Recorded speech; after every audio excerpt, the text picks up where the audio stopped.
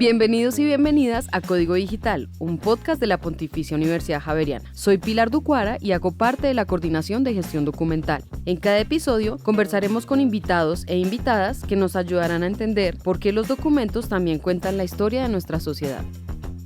Hoy tengo una voz muy especial, una persona testigo de los cambios, no solo sociales que ha sufrido la universidad, y sufrido no diría yo, sino que ha visto la universidad, sino también los cambios a nivel tecnológicos que ha vivido la universidad.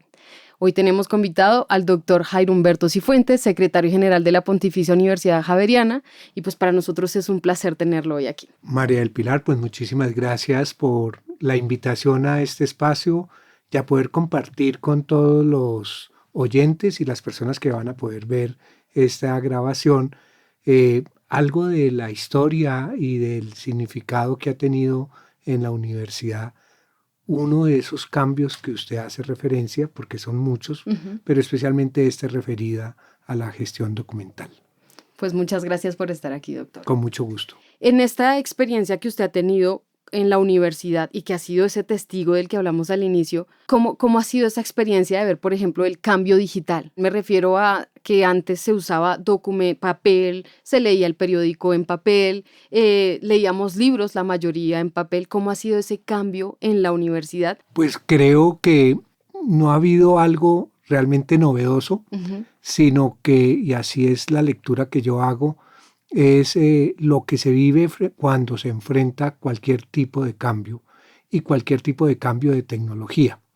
Entonces, los seres humanos somos reacios al cambio, nos cuesta mucho que nos muevan de nuestra zona de confort. Cuando llega una nueva tecnología a nuestra vida, bien sea para desarrollar la vida cotidiana o para aproximarnos al conocimiento o para aproximarnos a la información, usualmente desconfiamos y generamos interrogantes y dudas y algunas veces, quizás en extremo, le asignamos futuros catastróficos a ese cambio. Pero en la medida en que las personas y en general las instituciones van conociendo y van identificando los beneficios de la aplicación de esa tecnología, en esa medida se van familiarizando, acomodando a ellas y empiezan realmente a entender y a mirar el mundo de manera diferente y empiezan a identificar los beneficios que la nueva tecnología le trae. Siempre con la preocupación de los riesgos éticos que está presente. Por y cuando supuesto. digo esto, no lo digo solamente ahora que hablamos de inteligencia artificial o hace unos pocos años atrás cuando hablábamos de transformación digital o cuando hablamos de la revolución industrial o cuando hablamos de la llegada del libro como un dispositivo tecnológico. Entonces es vivir ese camino natural del ser humano y de las instituciones y de las organizaciones y después con el tiempo cómo nos vamos acomodando y vamos beneficiándonos y encontrando múltiples oportunidades a esas nuevas tecnologías.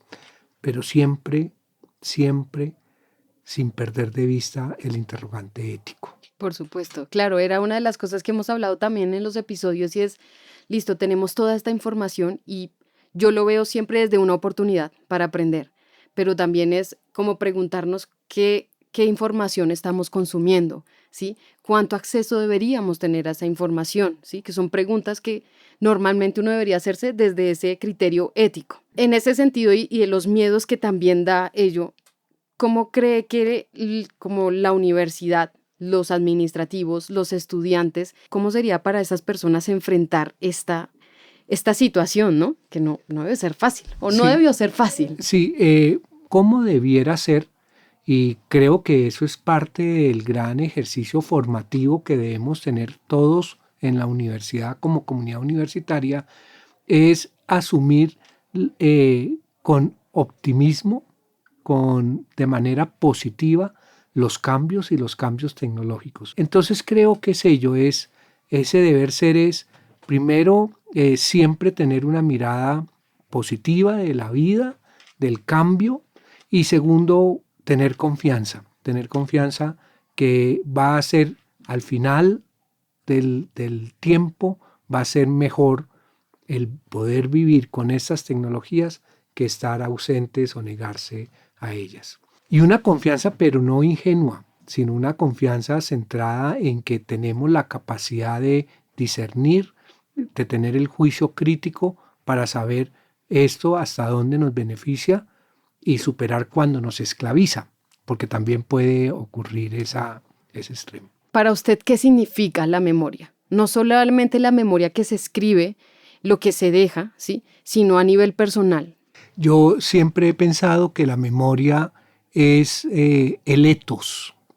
Y cuando hablo de la memoria institucional, de la memoria en la Universidad Javeriana, hago referencia al ethos javeriano, que no es otra cosa que la cultura, y la cultura de una institución, o la cultura que está presente, que vive una persona si lo miramos a nivel individual. Y esa cultura implica el conjunto de experiencias, de vivencias, de aprendizajes, de reflexiones, de miradas, de perspectivas, de decisiones que de alguna manera se van consolidando y van marcando la identidad o bien de la institución o bien de la persona. Entonces, cuando yo hablo de memoria, no hablo de una recordación simple del pasado. Hablo de un acumulado, hablo de una unidad que va perfilando las instituciones, las personas, les va dando una identidad y las va caracterizando con una cultura propia institucional.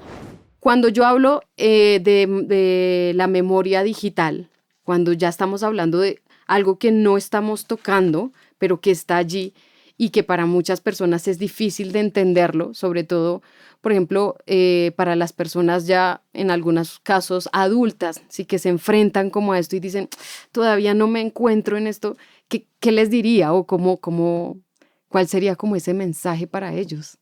El mensaje es que intenten despojarse un poco de su forma de obrar pasada y que abracen con confianza, vuelvo a la palabra, con confianza, con esperanza, estas nuevas tecnologías y todos los beneficios que eso les trae y les puede servir. Pero también es como poder acopiar mayor cantidad de conocimiento, de información, que me enriquece mi proceso de reflexión y mi proceso formativo. Y eso lo da la tecnología, porque no alcanzaría el tiempo de las personas para hacer un proceso que lo genera, que puede generar un proceso tecnológico en materia de gestión documental. Es brindar la seguridad de que esa documentación está y va a permanecer y va a estar al alcance. Es tener la posibilidad de contar con elementos para toma de decisiones, para emitir juicios mucho más plurales, mucho más enriquecidos. Es la posibilidad de transparencia, de saber que hay una trazabilidad y que hay la posibilidad de acceder a ese documento. Un documento no es solo lo que está escrito en ese documento, así sea digital o así sea físico, sino lo que hay detrás, todo el contexto, todo lo que pensó, todo lo que reflexionó, todo lo que se vivió en el momento en que se hizo ese documento. Claro. Y eso puede ser digital o puede ser físico. Tienen el mismo valor y la misma riqueza. Claro, el acontecimiento. Exacto. Doctor Cifuentes, usted ha sido un gran líder y fue un gran líder desde el 2018 en cuanto a la gestión documental digital en la universidad. Se ha impulsado esto y después de pandemia pues implementó mucho más. ¿Cómo ha sido esa experiencia en la universidad? Sabemos que hay algunas universidades que nos consultan a nosotros, venga, ¿cómo ha sido esto? Somos como un ejemplo, un referente para otras universidades de, venga, qué bueno esto, porque además es ese mismo acceso al que de pronto muchos no tenían. Entonces, ¿cómo ha sido esa experiencia y qué retos tenía o tuvo en esos momentos o tiene en este momento con su rol de secretario general? Pues una de las principales funciones que le corresponde al secretario general en la Universidad Javeriana es conservar la memoria, el patrimonio inmaterial de la universidad y también tener todo el registro académico institucional de la universidad.